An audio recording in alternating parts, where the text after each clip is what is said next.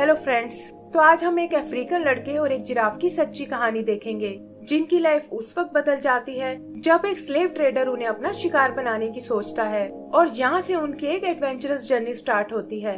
तो ये movie Africa के एक कंट्री सूडान से शुरू होती है जहाँ हम कुछ गुलामों को बंधे हुए देखते हैं। इनमें 2 बच्चे भी शामिल हैं, एक लड़का मैकी और दूसरी उसकी फ्रेंड सूला। ट्रेडर्स उनके गांव को जलाकर उन्हें अपने साथ ले आए हैं ताकि यूरोप में उन्हें गुलाम बनाकर बेच सकें। और इनका मास्टरमाइंड है मोरेनो नाम का एक स्लेव ट्रेडर। वो लोग इन पर बहुत जुल्म करते हैं और ये देखकर मैकी डर जाता है। तभी वो देखता है कि उसकी बेड़ियां बहुत बड़ी हैं और वो सूला से भी खुद को फ्री करने को कहता है, लेकिन सूला डर के मारे ऐसा नहीं कर पाती। तब मैकी अकेला ही वहाँ से भागने की सोचता है, लेकिन देखता है कि सामने नदी में तो मगरमच्छ बैठा हुआ है। फिर वो एक दूसरा रास्ता लेता है, लेकिन एक डॉग की नजर पड़ने से मोरेनो को उसके भागने का पता चल जाता है और वो भी डॉग के साथ उसका पीछा करने लगता है। भागते हुए मैकी को एक बड़ा सा पेड़ दिखाई देता है, लेकिन वो देखता है कि उसमें छुपने की कोई जगह नहीं है। वो उस पेड़ से अपनी मदद करने को कहता है और तभी एक फ्रूट के गिरने से उसे जमीन में बना एक होल नजर आता है। मोरेनो वहाँ उस तक नहीं पहुँच पाता और बाद में आने को कहकर वहाँ से चला जाता है। इधर मैकी देखता है कि पेड़ का तना एकदम खोखला है और वो उसके थ्रू एक डाल पर चढ़ जाता है। यहाँ हम देखते हैं कि ये स्टोरी असल में एक बूढ़ा आदमी सुना रहा है और उसके पास मैकी और दूसरे कैरेक्टर्स की पपेट्स भी हैं। आगे वो बताता है कि मैकी उस रात उस पेड़ पर ही सो गया और सुबह वो देखता है कि एक जिराफ वहाँ उसे घूर रही है। उसके साथ उसका बेबी और दूसरे जिराफ भी हैं और मैकी उस बेबी जिराफ को देखकर बहुत खुश होता है। इधर मोरेनो भी दूर से उसे देख लेता है और कहता है कि अब तुम मुझसे बचकर नहीं जा सकते। यहीं हम एक अरब सौदागर हसन को देखते हैं जो इजिप्ट के पाशा के लिए एक जिराफ पकड़ने आया है और वो भी मैकी और मोरेनो का पीछा करने लगता है। मोरेनो देखता है कि मैकी एक तालाब में जिराफ के साथ खेल रहा है और वो उसे वहाँ से बाहर आने को कहता है। ममा जिराफ मोरेनो को रोकने की कोशिश करती है, लेकिन वो उसे शूट कर देता है और ये देखकर मैकी और उसके बेबी को बहुत दुख होता है। तभी वो सौदागर हसन वहाँ आता है और मोरेनो ये कहकर चला जाता है कि वो एक दिन इसका बदला जरूर लेगा। हसन मैकी को अपने गांव वापस जाने को कहता है और बेबी जिराफ लेकर अपनी जर्नी पर निकल जाता है। तब मैकी मामा जिराफ से प्रॉमिस करता है कि वो उसके बेबी का साथ कभी नहीं छोड़ेगा और उसे वापस लाकर ही रहेगा। वो छुपकर हसन का पीछा करने लगता है और जल्दी ही वो जंगल से निकलकर एक रेगिस्तान में आ जाते हैं। हसन भी जानता है कि मैकी उसके पीछे आ रहा है और इसीलिए वो उसके लिए थोड़ा पानी छोड़ता है और देखता है कि वो हार मानने को बिल्कुल तैयार नहीं है। थोड़ा और आगे जाने पर मैकी की हालत खराब होने लगती है और तब हसन उसे अपने साथ ले जाता है। रात को वो एक जगह आराम करने रुकते हैं और हसन नोटिस करता है कि मैकी को उस जिराफ से बहुत लगाव है और जिराफ भी उसकी हर बात मान रहा है। वो प्यार से उसका नाम ज़राफ़ा रख देता है, जो जिराफ के लिए एक अरेबिक वर्ड है, और कहता है कि ना चाहते हुए भी मुझे इसे अपने साथ ले जाना होगा और तुम्हें मैं कल तुम्हारे गांव भेजने वाला हूँ। रात को मैकी ज़राफ़ा को लेकर वहाँ से भागने की कोशिश करता है, लेकिन हसन उसे समझाता है कि इस तरह तो तुम जरूर मारे जाओगे क्योंकि रेगिस्तान में रास्ता ढूंढना बहुत मुश्किल है, और मैकी भी उसकी बात मान जाता है। सुबह वो एक बार फिर आगे बढ़ने लगते हैं और हसन उन्हें अपने दोस्त महमूद के पास लाता है, जिसकी रेगिस्तान में एक ट्रेडिंग शॉप है। महमूद भी उस जिराफ को देखकर बहुत इम्प्रेस होता है और हसन उसे बताता है कि मुझे इसे जिंदा रखने के लिए दूध की जरूरत है क्योंकि हमारा सफर बहुत लंबा होने वाला है। तब महमूद उसे 2 गायें दिखाता है जिनके नाम है सुन और मुन, और बताता है कि ये खास तिब्बत से आई हैं और इनसे तुम्हें जिराफ के लिए अच्छा दूध मिल जाएगा। हसन उनमें से एक को खरीदने को तैयार हो जाता है, लेकिन महमूद कहता है कि ये दोनों जुड़वा बहनें हैं और एक दूसरे के बिना नहीं रह सकती। हसन को इससे कोई फर्क नहीं पड़ता और वो उनमें से सुन को खरीद लेता है। यहाँ वो बच्चे पूछते हैं कि आखिर सुन और मुन भला कैसे नाम है, और तब वो बूढ़ा आदमी बताता है कि ये दोनों इक्लिप्स के दिन पैदा हुई थी। जब मून पैदा हुई तो चांद ने सूरज को ढक लिया था और सुन के पैदा होते ही सूरज फिर निकल आया। आगे वो अपनी स्टोरी कंटिन्यू करता है कि हसन मैकी को उसके गांव वापस भेजना चाहता था और महमूद उसकी मदद करने को तैयार हो जाता है और कहता है कि कल मैं इसे एक कारवा के साथ अफ्रीका भेज दूंगा। फिर सुबह हसन बिना मैकी को बताए वहाँ से निकल जाता है और सुन भी अपनी बहन से अलग होकर उदास हो जाती है। जल्दी ही मैकी की आंख भी खुल जाती है और वो समझ जाता है कि हसन उसे छोड़कर जा चुका है। तभी वो मून को देखता है जो अपनी बहन के पास वापस जाना चाहती है और मैकी उसे भगाकर अपने साथ ले जाता है। इधर ज़राफ़ा हसन की बात सुनने को बिल्कुल तैयार नहीं है और तभी हम देखते हैं कि मैकी और मून भी उन तक पहुंच गए हैं। आगे वो लोग इजिप्ट में एंटर कर जाते हैं और हसन भी मैकी को देखकर उसे अपने पास बुला लेता है। वो उसे वॉर्न करता है कि तुम्हारा और ज़राफ़ा का साथ बस इजिप्ट तक ही है और फिर तुम्हें अपने गांव वापस जाना होगा। यहीं वो नदी में मोरेनो को देखते हैं जो खुद भी इजिप्ट ही जा रहा है और उसने अभी भी सूला को बंदी बनाया हुआ है। सूला उसका ध्यान भटकाने की कोशिश करती है और हसन भी मैकी को अपने पीछे छुपा लेता है ताकि मोरेनो यहाँ कोई प्रॉब्लम ना खड़ी करे।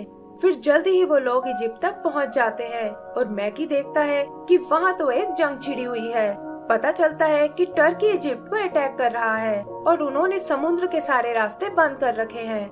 यहीं हम हसन के एक और दोस्त मालाटेर को देखते हैं जो अपने फ्लाइंग बैलून से दुश्मनों पर नजर रखे हुए है और वो हसन को वापस आता देख बहुत खुश होता है। फिर हसन ज़राफ़ा को लेकर पाशा से मिलने जाता है और वो भी उसके काम को देखकर बहुत इम्प्रेस होता है। पाशा ज़राफ़ा को फ्रांस के किंग को गिफ्ट करना चाहता है ताकि बदले में वो टर्की से लड़ने में उनकी मदद कर सके, लेकिन सवाल ये था कि आखिर वो उसे फ्रांस तक कैसे भेजेंगे क्योंकि टर्की ने सभी रास्ते बंद कर रखे हैं। किंग इसमें मोरेनो की हेल्प लेना चाहता है, लेकिन हसन कहता है कि वो एक स्लेव ट्रेडर के साथ साथ एक चोर भी है और हमें उस पर विश्वास नहीं करना चाहिए। मैकी भी वहाँ अपनी फ्रेंड सूला को देखता है, लेकिन फिलहाल वो उसकी कोई मदद नहीं कर सकता। तभी हसन को मालाटेर का ध्यान आता है और वो प्लान करते हैं कि हम फ्रांस तक उसके बैलून में उड़कर जाएंगे। मालाटेर भी थोड़ा झिझकने के बाद एग्री हो जाता है और वो वहाँ जाने की तैयारी करने लगते हैं। हसन मैकी को ले जाने से मना कर देता है और कहता है कि मेरा कैमल तुम्हें तुम्हारे गांव पहुंचा देगा। मालाटेर उदास बैठे मैकी से बात करने जाता है और उसे पता चलता है कि वो ज़राफ़ा को खुद से दूर नहीं करना चाहता। ये सुनकर उसे एक आइडिया आता है और वो एक पुतले को कैमल पर बिठाकर मैकी को घास में छुपाकर अपने बैलून तक ले आता है। हसन को इसकी भनक तक नहीं लगती और वो लोग अपनी जर्नी पर निकल पड़ते हैं, लेकिन वेट ज्यादा होने के कारण बैलून ज्यादा ऊपर नहीं जा पाता और हसन उस घास को नीचे फेंकने लगता है। मालाटेर उसे ऐसा नहीं करने देता और तभी वो देखते हैं कि बैलून का वेट अचानक से कम हो गया है। पता चलता है कि सुन और मुन ने नीचे छलांग लगा दी है और ये देखकर हसन उस घास को भी नीचे फेंक देता है और कहता है कि गाय के बिना इसे भला कौन खाएगा। यही नीचे हम एक पायरेट शिप को देखते हैं जिसकी कैप्टन एक बोबोलिना नाम की लेडी है और वो गाय और मैकी उसी शिप पर आ गिरते हैं। हसन भी ये सब देख लेता है और वो मालाटेर को इसके लिए बहुत डांट लगाता है। इधर मैकी बोबोलिना को बताता है कि वो लोग पाशा के एक मिशन पर निकले हुए हैं और ऊपर बैलून में बहुत कीमती खजाना है। ये सुनकर पायरेट्स को लालच आ जाता है और वो अपने शिप से उस बैलून को फॉलो करने लगते हैं। फिर मालाटेर गैस भरने के लिए स्पेन की एक सिटी में रुकता है जहाँ मोरेनो पहले से ही मौजूद है और वो हसन को यहाँ सबक सिखाने की सोचता है। रात को वो अपने आदमियों के साथ उस पर अटैक करने जाता है, लेकिन देखता है कि उनके साथ तो पायरेट्स की पूरी टीम है और उसे यहाँ से भी भागना पड़ता है।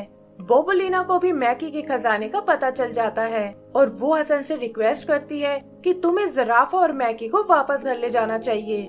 साथ ही वो उसे अपना एड्रेस भी देती है और कहती है कि मैं दोबारा तुमसे जरूर मिलना चाहूंगी। फिर जल्दी ही वो लोग अपनी जर्नी पर निकल जाते हैं और मैकी देखता है कि हसन अफ्रीका नहीं बल्कि फ्रांस जा रहा है और ये सुनकर उसे बहुत गुस्सा आता है। ट्रेवल करते हुए वो एल्प्स की पहाड़ियों में आ पहुँचते हैं, लेकिन जहाँ उनका बैलून क्रैश हो जाता है। मैकी मौका देखकर ज़राफ़ा के साथ भाग निकलता है, लेकिन जंगल में कुछ बुल्ब्स उन्हें घेर लेते हैं। तभी उनकी मदद करने सुन और मुन वहाँ आती हैं और हसन भी उन्हें ढूंढता हुआ जंगल की ओर चला जाता है। इधर वो गाय उन बुल्ब्स को भगा देती हैं, लेकिन इसमें सुन को अपनी जान से हाथ गंवाना पड़ता है, जिसे देखकर वो सब दुखी हो जाते हैं।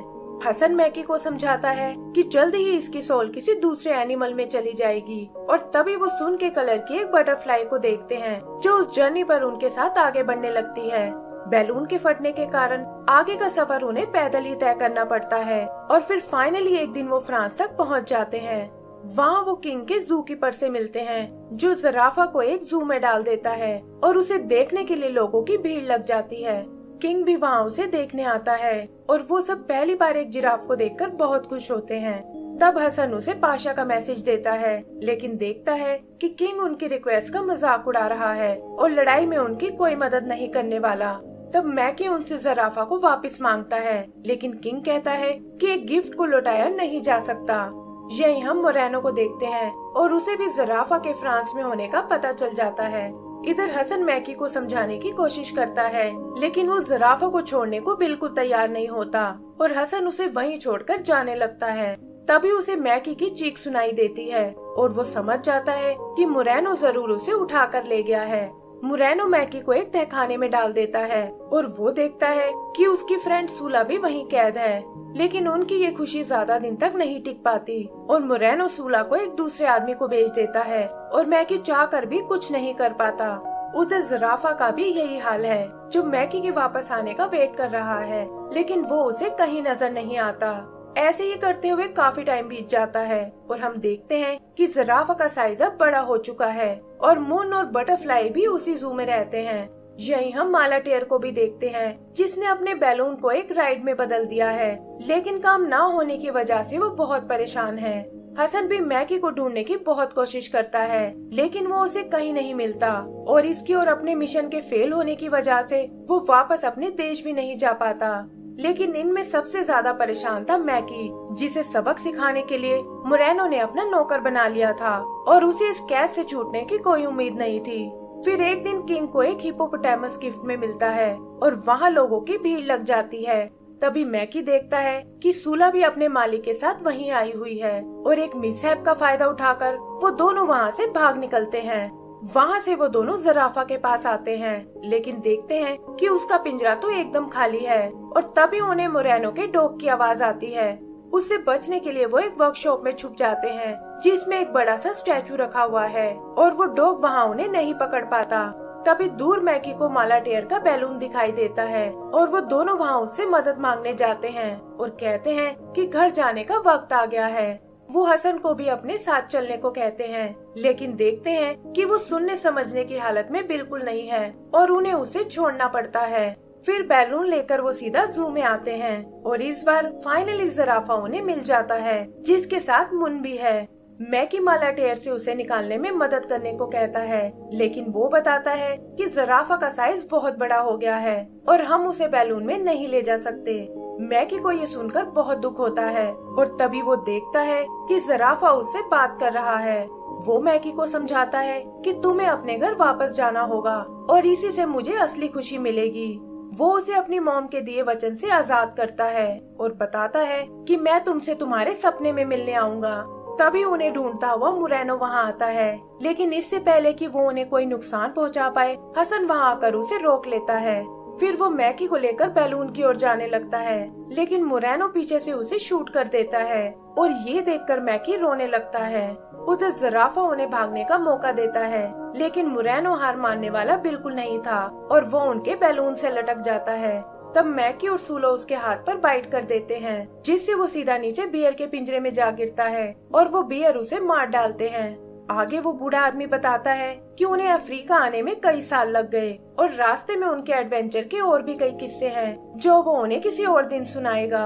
एंड में वो बताता है कि मैकी और सूला बड़े हो चुके थे और शादी करने के बाद उन्होंने उस बड़े से पेड़ के नीचे अपना घर बना लिया, जो देखते ही देखते एक पूरे गांव में बदल गया।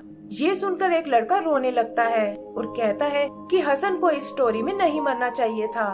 तब वो आदमी उन्हें बताता है कि स्टोरी अभी कंप्लीट नहीं हुई है, क्योंकि लाइफ हमें कभी कभी बहुत से सरप्राइज देती है। हसन के साथ भी ऐसा ही हुआ था और उसे एक भला इंसान हॉस्पिटल ले गया, जहाँ से ठीक होकर वो सीधा ग्रीस जा पहुँचा और वहाँ उसने और बोबुलिना ने आपस में शादी कर ली। फ्रांस के जू में नए एनिमल्स का आना इसी तरह चलता रहा और इसी वजह से ज़राफ़ा को भी अपना लाइफ पार्टनर मिल गया। तभी शाम हो जाती है और वो आदमी कहता है कि अब मेरे जाने का वक्त हो गया है। बच्चे भी समझ जाते हैं कि हमेशा की तरह वो अपने कुछ दोस्तों से मिलने गया है, लेकिन किसी ने आज तक उन्हें कभी नहीं देखा। उधर वो आदमी दूर खड़े अपने दोस्तों को देखता है, जो असल में इस स्टोरी के बाकी कैरेक्टर्स हैं, और यहाँ पता चलता है कि ये बूढ़ा आदमी ही असल में मैकी था। और इसी के साथ हमारी